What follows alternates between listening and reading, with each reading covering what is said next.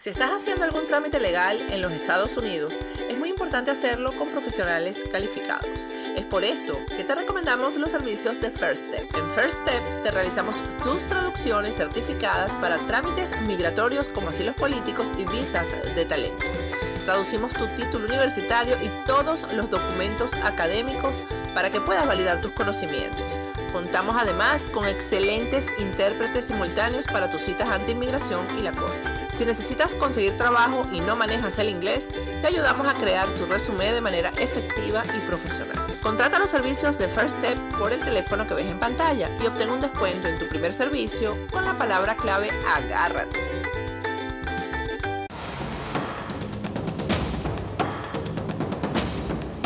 Agárrate con Patricia Poleo. Regresamos con Agárrate. Tenemos vía Skype al colega colombiano Ricardo Puentes Melo. Es colega porque es periodista y también somos compañeros en el exilio. Buenas noches, Ricardo, ¿cómo estás? Buenas noches, Patricia. Sí, estás en lo cierto. Somos compañeros en el exilio, lamentablemente. Muchas gracias por la invitación, Patricia. Perseguidos por ejercer nuestro oficio como se debe ejercer, Ricardo, ¿no? Lamentablemente. Te lo digo también porque, bueno, ahí esto no es el tema que nos trae, ¿no? Pero se ha dado un debate, no sé si lo has podido ver en las redes, entre algún vocero de la oposición en Venezuela y el exilio, porque no reconocen a los venezolanos que estamos en el exilio, que nos hemos ido del país como generadores u opinadores, es decir, como que no podemos opinar sobre el proceso que se está dando en Venezuela porque estamos fuera del país, ¿no? No sé si a ustedes les pasa lo mismo en Colombia. Exactamente lo mismo. Este es un libreto, es un guión que circula por toda América Latina. Qué lamentable. Ricardo, vamos a estar contigo 2 segmentos el día de hoy. Vamos a tocar, por supuesto, el tema que afecta no solamente a Colombia, sino yo creo que a toda la región, que es este acuerdo de paz que va a plebiscito en Colombia el próximo domingo. Pero primero vamos a hablar de persecución política, precisamente, ¿no? De cómo estos países utilizan la justicia internacional para perseguir al disidente más allá de las fronteras. Es decir, el que se va de Venezuela o el que se va de Colombia, o el que se va de Bolivia, o el que se va de Ecuador, pues tiene una notificación internacional para ser detenido a donde se vaya, es decir, para que no esté en paz, para que no pueda ser protegido, ¿no? Es el caso de Andrés Felipe Arias, que fue ministro del gobierno de Álvaro Uribe. Está detenido en este momento aquí en CROM, que es la policía de inmigración, la cárcel de inmigración, y yo quiero que tú, Ricardo, cuentes su historia, porque primero estuvo preso en Colombia, con un caso típico de estos gobiernos que montan los casos judiciales, persiguen con la justicia, utilizan los tribunales para perseguir, y ahora fue detenido aquí en Estados Unidos. Cuéntanos, Ricardo, qué es lo que pasa exactamente con Andrés Felipe Arias. El exministro Andrés Felipe Arias fue el ministro estrella de la época del presidente Álvaro Uribe. Tan parecido era en sus políticas, en su lucha contra las FARC, que le decían Uribito. Era el seguro sucesor de Álvaro Uribe. Juan Manuel Santos, desde esa época, era también ministro.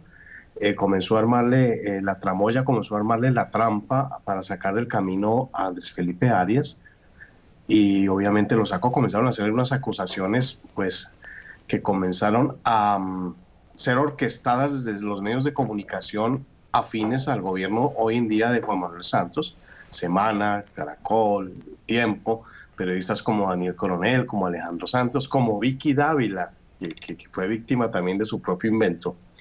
Y le montaron un complot, porque a Andrés Felipe Arias le estaba yendo muy bien como candidato presidencial, y le montaron un complot, le montaron un proceso que empezó a sonar y su candidatura se vino abajo.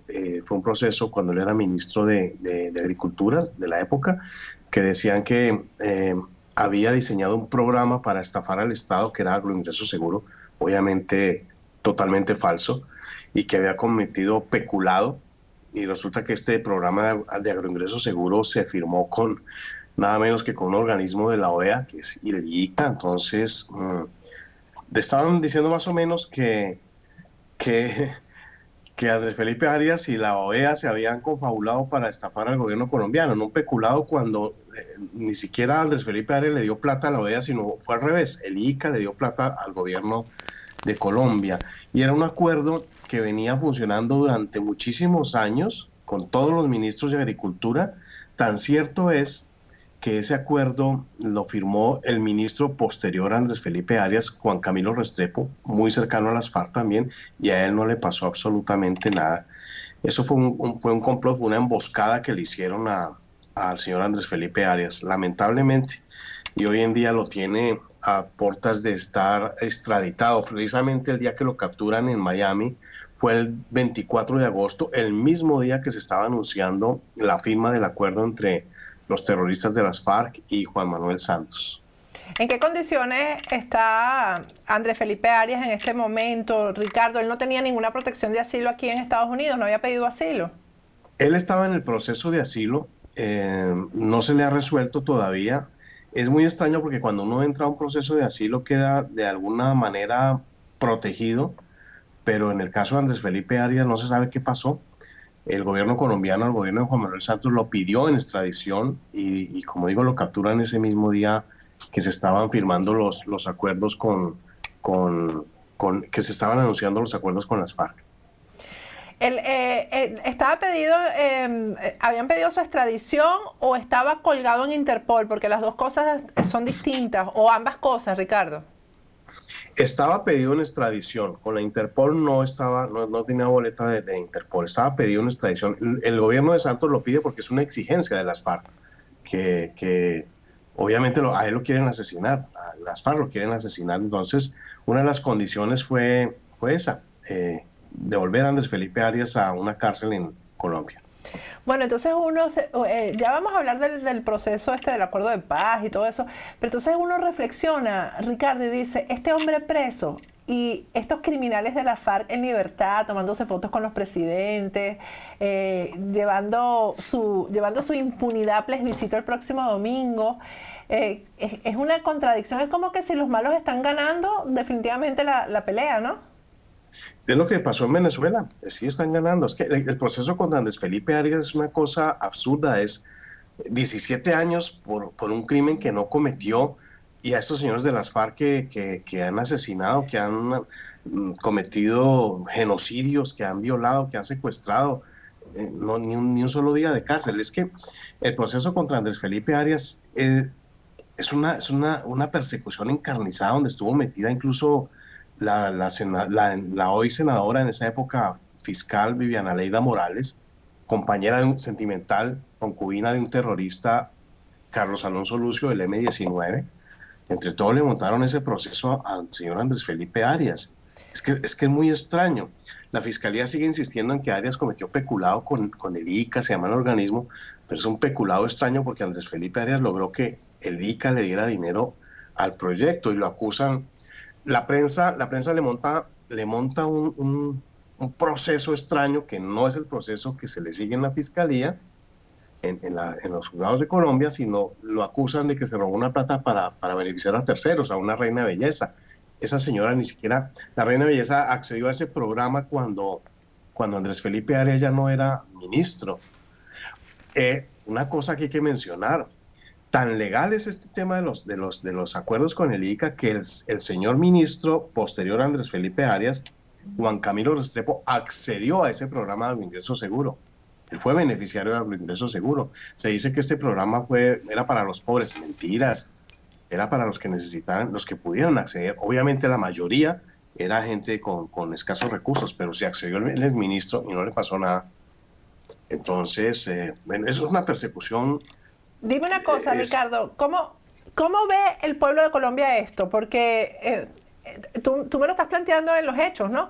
Pero en Colombia se ve que este es un prófugo de la justicia, ¿o saben que fue un montaje lo que le hicieron a Andrés Felipe Arias? Se sabe que es un montaje, sin embargo, como la gran prensa sabes cómo maneja la situación, la revista Semana, Caracol, todos los días en El Tiempo, acusando a Andrés Felipe Arias, lo muestran como si fuera un hombre riquísimo. Cuando le hicieron un estudio financiero de su situación, se dieron cuenta que lo único que tenía en esa época era una motocicleta que que había adquirido en sus épocas de estudiante. Lo acusaron de enriquecimiento ilícito, nada le encontraron.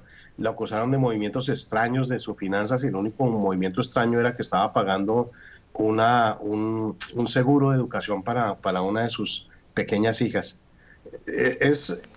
La gente sabe que es inocente, pero en Colombia los medios están adormeciendo a la población colombiana, la tienen con el fútbol, la tienen con esta tramoya, con este circo de La Habana, que va a haber paz, la tienen engañada totalmente y en realidad poca gente, lamentablemente a poca gente realmente le interesa lo que está pasando con el señor Andrés Felipe Arias y no se da cuenta que esto es lo que va a pasar con miles y miles de colombianos cuando esté gobernando Timochenko ya. Bueno, lo que pasó en Venezuela, ¿no? Sí, es la misma cosa. Bueno, gracias a Dios en este país, en los procesos que yo he visto similares a este que está llevando Andrés Felipe Arias, se han resuelto de la forma más justa. Así que nuestra solidaridad, Ricardo, hacerle llegar también a él y a su familia y la seguridad de que aquí, cuando se compruebe que es un perseguido político del gobierno de Santos, pues se les va a dar asilo político y va a salir en libertad y va a poder estar en paz. Vamos a ir a un corte y al regreso vamos a hablar de este tema que nos preocupa tanto porque yo creo que es inminente que el pueblo colombiano vote que sí a ese acuerdo de paz. Creo que es inminente, Ricardo. Al regreso vamos a conversar sobre eso, ya serían sobre las consecuencias que eso va a traer, porque prácticamente es un hecho. Ya volvemos con Ricardo Puentes Melo.